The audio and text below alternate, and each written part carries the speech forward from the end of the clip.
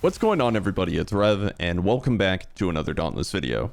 In this video, I'm going to show you all the different ways the Chainblades can be used to interrupt behemoths. If you're new to my channel, I'm putting together a ton of weapon tutorials for all of the different weapons, beginning with the Chainblades, so stay posted for more weapon-based Dauntless content.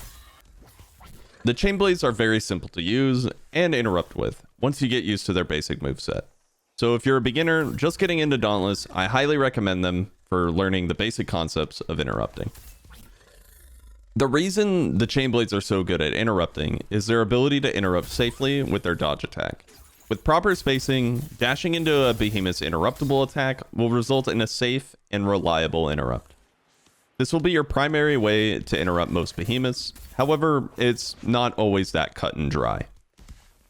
But if you haven't been playing Dauntless for too long, let's quickly go over the two different types of interrupts that I'm going to dub taps and thresholds. Tap interrupts are where your dash attack is going to shine. These are interrupts that require the player to hit a specific spot on the behemoth during a specific attack. This attack is indicated by orange markers that kind of look like exclamation marks. The orange markers always appear on the head, but that doesn't mean you specifically need to attack the head. As a rule of thumb, the head and front limbs are typically a good location to aim for, depending on the behemoth. However, there are some behemoths that are more or less specific, like Nashor's run attack requiring you to specifically hit it in the head. Textbook examples of a tap interrupt can easily be practiced on Embermane or Bloodfire Embermane, as it does its interrupt attack in very large volumes. This is the suggested practice method for early beginners. The second type of interrupt is a threshold. These interrupts are typically attacks that behemoths channel for a long while before unleashing an attack. Dealing a certain amount of damage to the behemoth will result in an interrupt. An example of this is Scorn's hind leg stand. If you don't do anything, Scorn will slam back down to the ground. However, if you deal enough damage, it will lose balance and get interrupted. These thresholds scale with party size, so proper knowledge of how your Chainblades operate are important to helping your party achieve the damage threshold. As some off-the-cuff damage advice, if a behemoth is out of your swinging blade's vertical reach, use Bladed Edge to knock it down.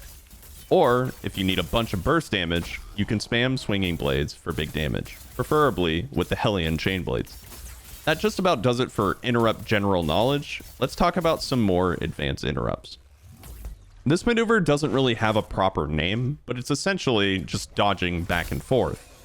So I'm going to call it a rewind. Use this style of interrupt on behemoths like Riftstalker, Embermane, and Nashor, as they tend to get really close to your character when getting ready to attack with its interrupt attack. The rewind will give you the necessary distance that you'll need to reliably interrupt the behemoth. Fighting game fans will be familiar with something like this. After getting knocked over, behemoths can still target you. If this is the case, be sure to use your invulnerability frames when waking up to your advantage, and simply light attack for a free interrupt. A lot of the light attacks of the Chainblades can interrupt. This also pertains to Reaper's Dance as well. This is particularly good for behemoths that jump or have a weird hitbox like Koshai. This isn't used a whole lot, but knowing this is an option for the future might be valuable. It's also really stylish. As an added note, the heavy attack of Reaper's Dance is really good for damage threshold interrupts because of how much damage it actually deals. It's pretty much a free interrupt if you're monitoring your stacks and use it at the right time, so keep that in your pocket if you think the behemoth is going to go into an interruptible state soon. On the flip side, if you have no stacks, it's a really bad option, so you need to be confident in the number of stacks you're carrying. This is honestly never used anymore since weighted strikes is kind of a dead sell and not very good, but as a fun fact, you can sell in weighted strikes +6 to enable your chain attacks to interrupt as well. Again, I want to state that this isn't great usage of your cell economy, but it is possible, allowing you to interrupt at range and pull off some pretty cool maneuvers. That being said, that pretty much covers interrupting with the Chainblades. I hope you found this video useful and learned something today. I'm going to be updating my Chainblade guide very soon with all the more up-to-date information on how to optimally play the weapon, as well as go over all the new mods and specials that were added to the game since the previous video. If you're looking for more weapon information, make sure to check out my playlist and subscribe to the channel for more Dauntless content. If you want to support the channel, you can use creator code RevvyRad in the Dauntless in-game store or the Epic Games Store. And lastly, if you want to catch some of my gameplay live, you can hit me up on Twitch, where I'll be streaming Dauntless and other fun games over on my channel. Thank you all so very much for watching, and I will see you on the Shattered Isles.